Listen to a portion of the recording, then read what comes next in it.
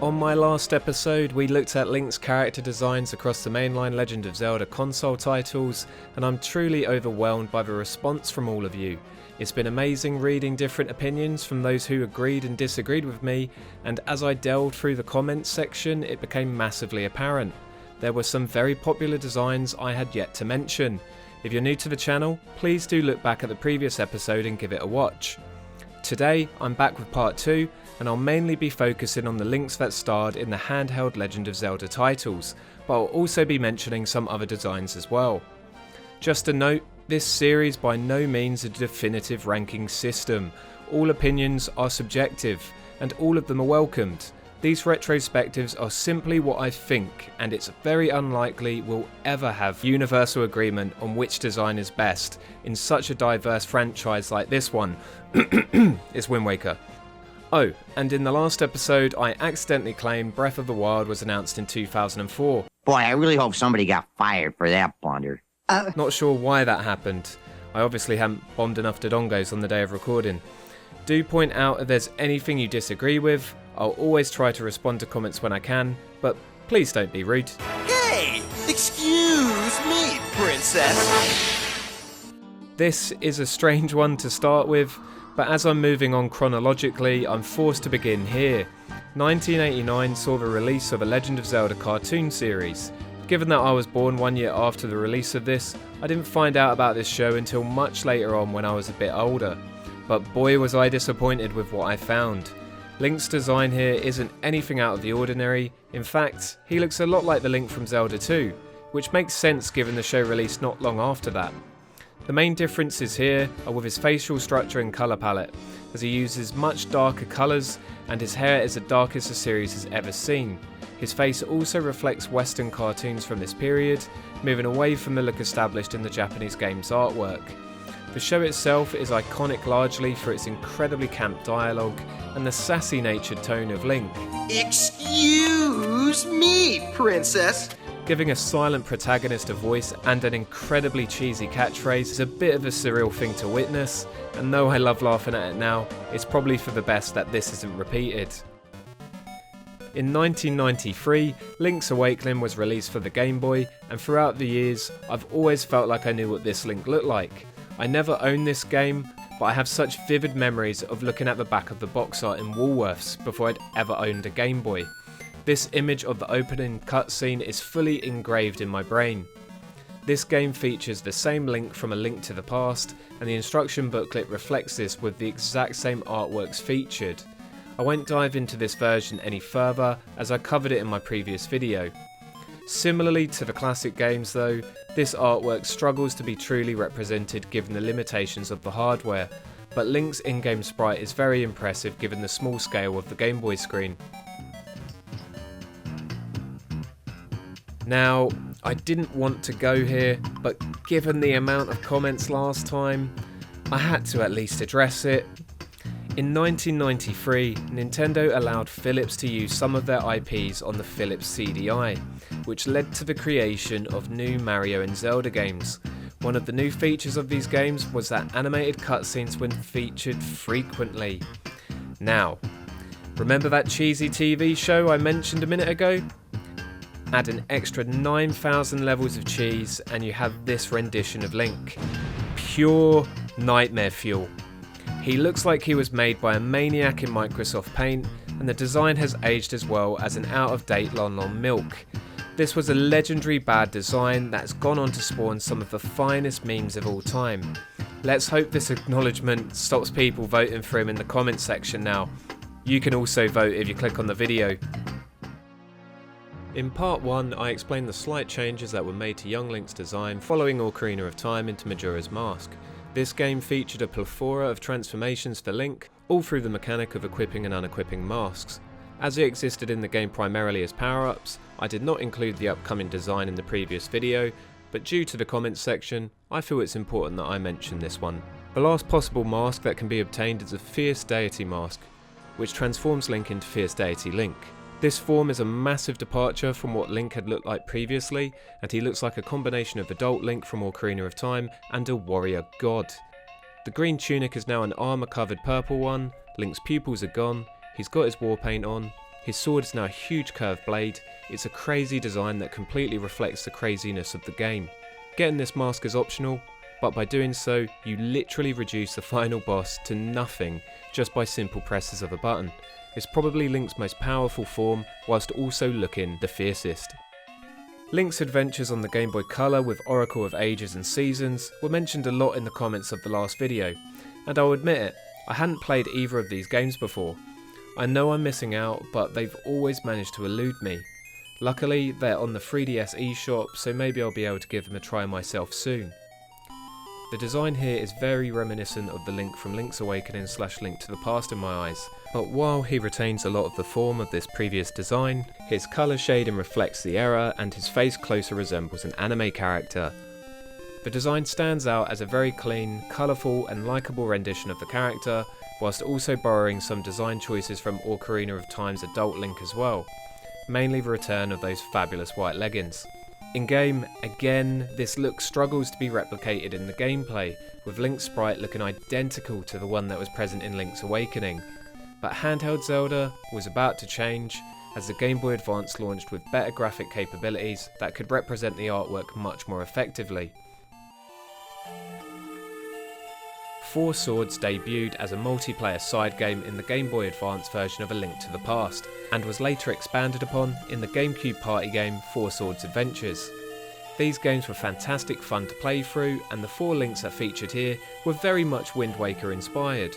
The main difference here, however, was that there was 4 of them this time. They each had a different coloured tunic, and they would now be represented with 2D pixels instead of 3D polygons. I really like the sprite work in both of these games, and it's again a testament to the strength of Toon Link's design. He works in both 2D and 3D games perfectly. The Minish Cap would follow this game and again feature this style and the design on the GBA, though more character would be added into Link's hat this time around. The Minish Cap is a bit of an underrated Zelda gem in my opinion, and certainly showed what the GBA could do. While these previous games re-envisioned the style Toon Link could be presented in, the newer Nintendo DS would soon have its own crack at the Zelda formula. This new system would again opt to continue to use the Toon Link design, but would do so in a somewhat different way. Phantom Hourglass continued the story that Wind Waker had told on the GameCube, and rather than use 2D sprites much like 4 Swords had, Nintendo tried to replicate the 3D look of the GameCube on a much smaller scale. A new experiment for handheld Zelda, which would carry on through to Spirit Tracks, the second Zelda on the system, though that one added a little train conductor outfit too, if you're into that thing. Link's artwork also did differ somewhat. The Toon Link style was the same, but the design featured a much cleaner texture. Link looked less like he was from a storybook or an ancient scroll, and more like a cartoon character, which I guess fits in pretty well. Now, while I admire what the Nintendo DS was able to achieve graphically, I can't say I'm fond of these games or the graphics that were presented. This art style suited the full 3D capabilities of the GameCube very well, and though on a small screen they can look quite nice, it just doesn't really hold up in the same way. The GBA games, through the last ability of pixel art, still look fantastic to this day, but the DS games to me end up feeling really dated because of this design choice. This style of 3D just isn't as timeless as pixel art. With a new handheld generation came a new Zelda sequel, A Link Between Worlds, released for the Nintendo 3DS in late 2013, and I can confidently say it is one of my favourite Zelda games of all time. A sequel to A Link to the Past, this saw a new Link partake in a new adventure in Hyrule. And it wasn't just any Hyrule, it was the Hyrule overworld we remember from the Super Nintendo Classic, and it presented a level of flexibility that was very refreshing in a series that had begun to feel a little bit more linear. Link's character model in this game is one of my favourites, and it reflects the previous Link to the Past artwork very well on a chibi, smaller scale. In fact, it's kind of like this design mixed with this design and then was turned into a 3D model. The concept of this game was very much A Link to the Past 2. In fact, that's what it was called in Japan, and the original game's concept art reflected this. Link's look was an updated version of what we saw in the past. This didn't stick, however, and Nintendo instead opted to create a new look instead. I didn't really like this when I first saw it. It's probably me hating change, but I also just couldn't deal with this goofy looking face. What's going on there? Looking back on it, I do quite like this look in 2019, especially when you look at some of the other artwork, though I would have massively preferred that they stuck with the original concept. The real star of this game to me was really the in-game Link. He conveyed emotion well and looked like a cute reimagining of what I would have expected Link to the Past Link to look like. He also had the right colour hair, which was certainly a nice touch. Interestingly enough, the next handheld Zelda would follow up the amazingly successful A Link Between Worlds by returning to Toon Link once more. Wow, they sure have gotten a lot of use out of that design, haven't they? It's almost as if it is the best design. But hey, moving on. Triforce Heroes was the next game released on the 3DS, and I'm not going to dive into this one too much. To me, this game personally felt like Four Swords with a less interesting game mechanic.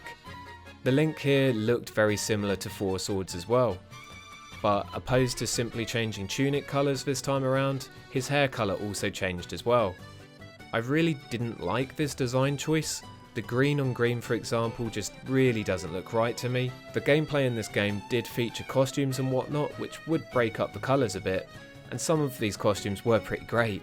But all in all, Toon Link with an odd colour palette, sitting in a world made up of a link between world assets, just didn't sit well with me, and the official artwork just looks wrong.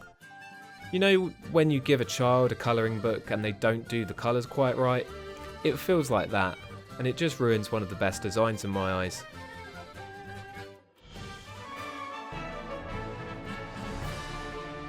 One design that has been mentioned frequently since I released my last video is the Link from Hyrule Warriors, and to be honest, I'm not shocked in the slightest. This Link was the main character in the Dynasty Warriors inspired spin-off, and while this game features some of the alternate Links of old, and is a crossover game of sorts, this Link does manage to look quite unique whilst also remaining familiar.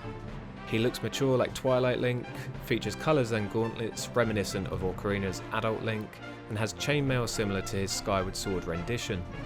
It's a strong design that uses realism in a way that doesn't take away from the character. Link looks mature and ready for battle, but also retains the vibrant colour palette that I think the character really needs. The biggest change, he looks more like a knight, and this perfectly fits the gameplay and environment the character finds himself in.